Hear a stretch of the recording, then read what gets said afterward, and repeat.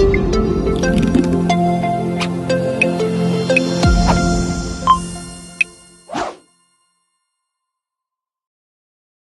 everyone, welcome back to our YouTube channel.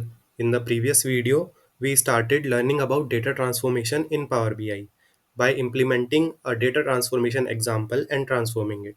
In this video, we will be implementing another example for data transformation. We will get an overview first and then we will transform it later.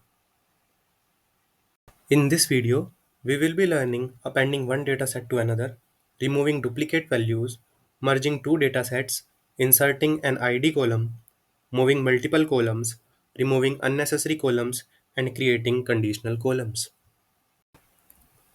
Let's imagine an e-commerce company that has collected 2 years of data. They want to analyze it for insights, but the data has several issues. So our goal is to clean and prepare it. The current state of data is the data is scattered across multiple datasets. There are duplicates. Invoice ID isn't named properly. City names are replaced with city codes. The first and last names are stored in a single column. The branch column is unnecessary.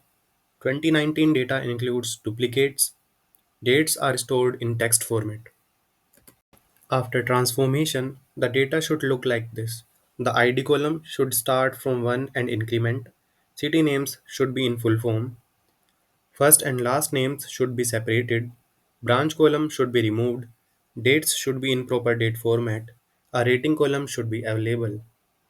And that's it. In the next video, we will walk you through each transformation step by step in Power BI. Thank you for watching. See you in the next one.